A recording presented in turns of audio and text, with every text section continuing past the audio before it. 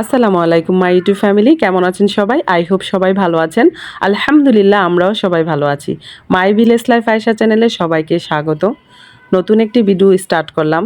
তার আগে যারা আমাকে সাবস্ক্রাইব করেছেন অসংখ্য ধন্যবাদ। যারা করেননি প্লিজ আমাকে সাবস্ক্রাইব করে একটা লাইক দিয়ে পাশে থাকুন। রাত 2:35 বেজে গেছে। আমি এই শর্টসের জন্য ভিডিওটা বানালাম। কাগজ কাটিকুটি করে একদম ভরে ফেলছি। তো এইগুলা ঝাড়ু দিচ্ছি। যদিও আমি রাত জাগতে পারি না, আমার প্রবলেম হয়ে যায়, কিন্তু আজকে আর ঘুম হলো না। গুড মর্নিং সবাইকে। পরদিন সকালবেলা ঘুম আর হয়নি আমার। ফজরের পর আর শোয়া হয়নি। এখনও কারেন্ট নেই। তো গতকালকে যে চারাগুলো নিয়ে আসছি নার্সারি থেকে সেগুলো লাগিয়েছিলাম। তো পানি আর দেওয়া হয়নি বিকেলেও, কারণ কারেন্ট ছিল না। ইভেন এখনও কারেন্ট নেই, কিন্তু কি আর করা, মায়া হইতেছে গাছগুলা দেখে। তো আজকে তো মাস্ট পানি দিতেই হবে, নইলে গাছগুলা হয়তো বাঁচবে না, যেহেতু নতুন চারা। আর বাঁচলেও দুর্বল হবে হয়তো। তো সেই জন্য ভাবলাম যে পানি দিয়ে নেই, টিউবওয়েলটা চেপেই। তো রোজা রেখে আর বিকেলেই দিতাম টিউবওয়েল চেপে, কিন্তু ক্লান্ত হয়ে যায় না শরীরটা, বলেন? রোজা রেখে আর সম্ভব হয় বিকেলে টিউবওয়েল চাপা? আর আমার টিউবওয়েলটা একটু মানে চাপা টাইপের আর কি, অনেকটা কষ্ট হয় চাপতে। রমজানের লাস্ট কয়েকটা রোজা আছে, সবাই আমার জন্য দোয়া করবেন প্লিজ। আমিও সবার জন্য দোয়া করি। দেখেন, করবি মেবি এই ফুলটার নাম। কি সুন্দর না, পিঙ্ক কালার, অনেক সুন্দর মাশাল্লাহ। এটা আতা ফুলের গাছ, ছোট ছোট ধরে আছে মনে হয়, ফুল ধরে আছে মনে হয়। তো যাই হোক, অনেক সুন্দর লাগতেছে। আর এই ফুলটার নাম আমি জানি না, সাদার মতো কেমন করে ভিডিও করলাম এটা আমি। সাদার মতো করে কেমন যেন পাতাগুলো সুন্দর লাগে অনেক, কিছুটা নীলকণ্ঠ সাদা ভ্যারাইটির আছে ওরকম কিছুটা আর কি, একটু সুন্দর। ফুলের টবগুলোতে পানি দিয়ে উঠানটা ঝাড়ু দিয়ে নেব।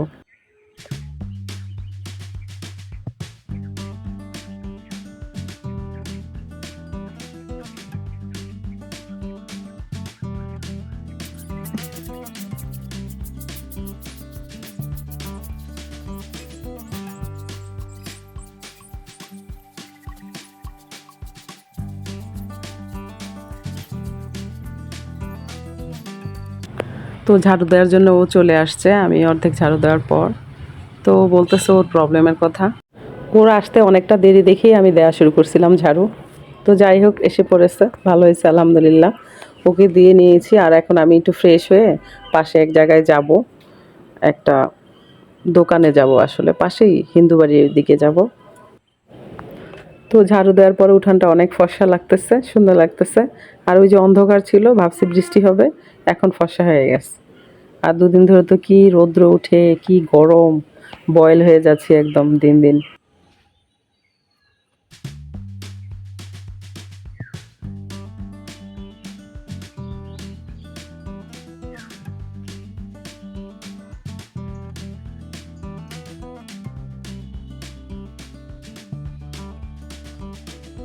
তো দোকানে কেন গিয়েছিলাম এখনই দেখতে পারবেন। আর ছাদের দেখেন কি বেহাল অবস্থা, বাতাস খোলামেলা তো একদম ময়লা হয়ে যায়। প্রতিদিন তো আর ঝাড় দেওয়া সম্ভব না, তো 2-1 দিন পর পরই দেওয়া হয়।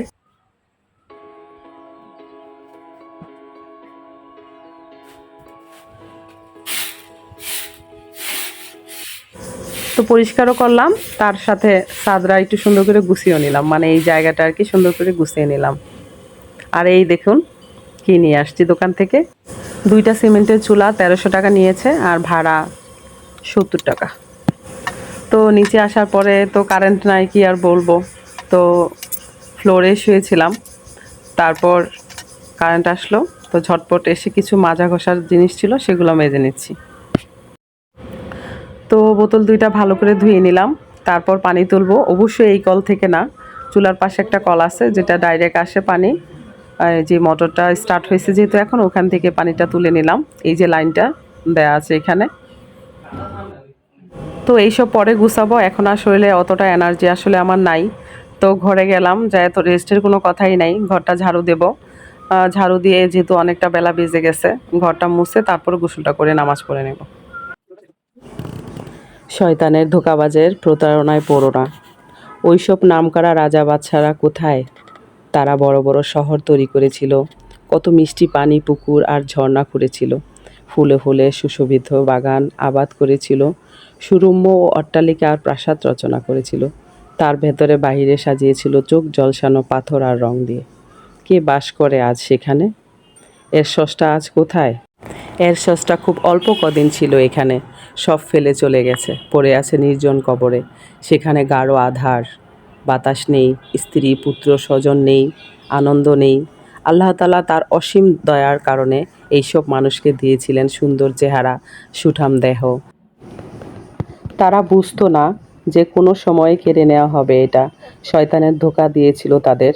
তারা জড়িয়ে পড়েছিল পাপাচারে। আল্লাহর নেয়ামতকে খরচ করেছিল খারাপ পথে। অথচ মহামহিম আল্লাহ তাআলার তিনি ওদেরকে দিয়েছিলেন অঢেল সম্পদ। সেজন্য সবাই হিংসা করত। তারপরও ওরা কোনো কৃতজ্ঞতা স্বীকার করেনি। তারা কামাই করত হারাম রাস্তায়, খরচ করত পাপের পথে। এখন দেখো কি অবস্থা ওদের। মাটি তাদের দেহকে পচিয়ে ফেলেছে। খুলে খুলে পড়ছে হাড় থেকে গোশত। বিষাক্ত পোকা মাকড় ঢুকে পড়েছে হাড়ে।